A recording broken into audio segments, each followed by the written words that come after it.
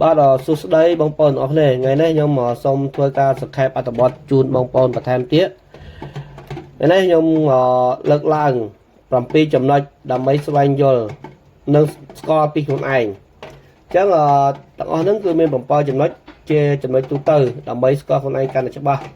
ញ្ចឹងសូមបងប្អូនតាមដានទាំងអស់គ្នាខ្ញុំនឹងធ្វើការសង្ខេបជូនបងប្អូនមួយតើ7ចំណុចហ្នឹងមានចំណុចអ្វីខ្លះចំណុចទី1និយាយអំពីចំណងចំណូលចិត្តចំណុចទី2អត្ថប្រយោជន៍និងគុណសម្បត្តិតខ្លួនទី3តម្លៃនិងជំនឿទី4ក្តីសុបិននិងគោលដៅទី5អារម្មណ៍និងប្រតិកម្មទី6ទំនាក់ទំនងជាមួយអ្នកផ្សេងទី7បទពិសោធន៍អតីតកាលអញ្ចឹង7ចំណុចនេះគឺជាចំណុចទូទៅដើម្បីឲ្យយើងបានស្វែងយល់ពីខ្លួនឯងកាន់តែច្បាស់អញ្ចឹងដើម្បីដល់ការបកស្រាយខ្ញុំនឹងចាប់ដើមធ្វើការបកស្រាយខ្ញុំនឹងចាប់ដើមធ្វើការបកស្រាយតែម្ដងទៅចំណុចទី1គឺយើងនិយាយអំពីចំណងចំណូលចិត្តមុននឹងចូលដល់ចំណងចំណូលចិត្តយើងត្រូវដឹងខ្លួនឯងថាតើអ្វីជារឿងដែលយើងចូលចិត្តធ្វើពេលមានពេលទំនេររឿងណាធ្វើឲ្យយើងមានអារម្មណ៍ថាសប្បាយចិត្តអញ្ចឹងយើងត្រូវដឹងសំណួរនេះសិនណាដើម្បីយើងដឹងសិនចំណងចំណូលចិត្តគឺជាអ្វីដែលអ្នកចូលចិត្តធ្វើពេលមានពេលទំនេរឬអ្វីដែលបំផុសអារម្មណ៍ដល់អ្នកវាអាចជួយឲ្យអ្នកស្វែងយល់ពីសមត្ថភាពផ្នែកចិត្តវិទ្យានិងអាជីពនាពេលអនាគតរបស់អ្នកអញ្ចឹងយើងបានដឹងហើយថាចំណងចំណូលចិត្តណាអញ្ចឹងតើចំណងចំណូលចិត្តហ្នឹងគឺបែងចែកជាប្រមាណប្រភេទទៀតនឹងខ្ញុំនឹងធ្វើការសង្ខេបជូនបងប្អូនបន្ថែមទៀតចំណងចំណូលចិត្តយើងធ្វើការបែងចែកជា5ប្រភេទទៀតណាអញ្ចឹង5ប្រភេទហ្នឹងមានអីខ្លះសូមបងប្អូនចូលទៅស្ដាប់ទាំងអស់គ្នាប្រភេទទី1គឺយើងនិយាយអំពីសិល្បៈនិងការប្រកបដោយច្នៃប្រឌិតទី2គឺយើងនិយាយអំពីកីឡានិងសកម្មភាពរាងកាយទី3យើងនិយាយអំពីការសិក្សានិងស្វែងយល់ថ្មីទី4យើងនិយាយអំពីចំណងផ្ទះនិងសង្គមទី4ទី5យើងនិយាយអំពីការកំសាន្តអ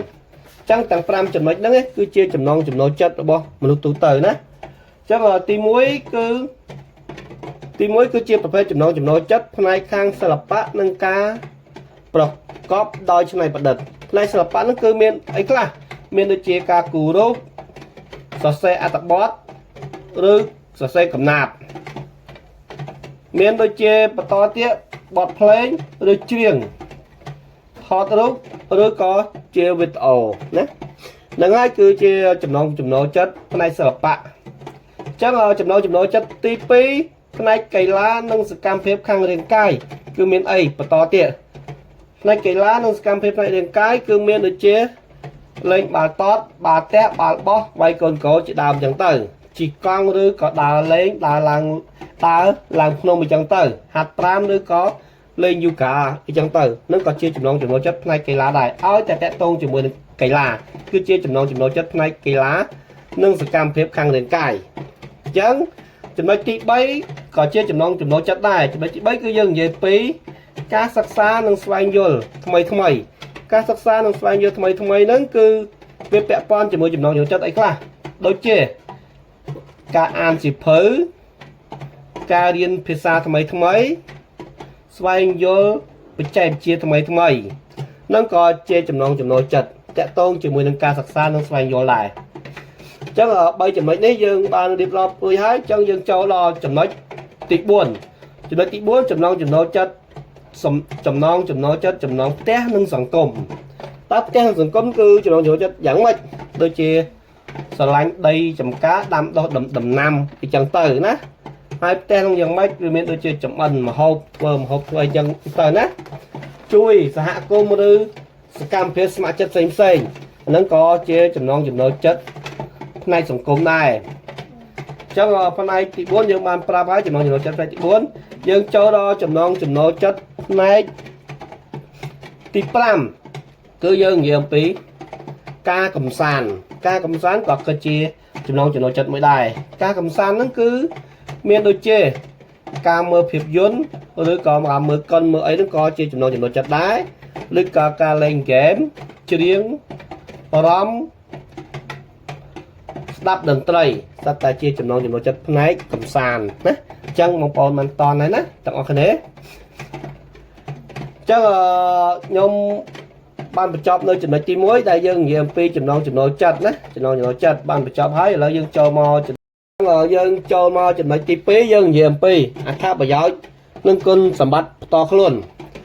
អត្ថប្រយោជន៍និងគុណសម្បត្តិផ្ទាល់ខ្លួនគឺយើង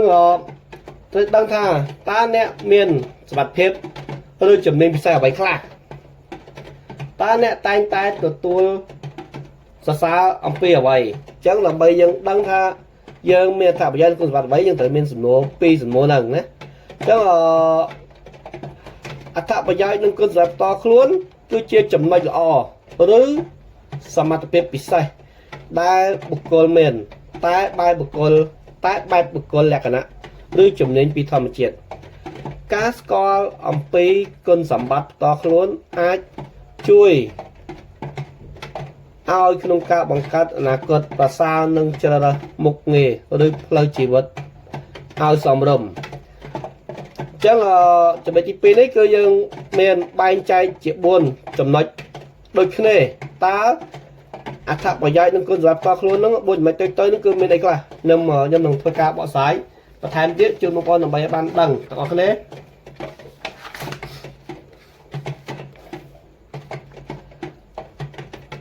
1គុណសម្បត្តិទូទៅគុណសម្បត្តិផ្នែកបុគ្គលិកលក្ខណៈ2គុណសម្បត្តិផ្នែកបច្ចេកទេសនិងជំនាញ3គុណសម្បត្តិក្នុងការធ្វើការជាក្រុម4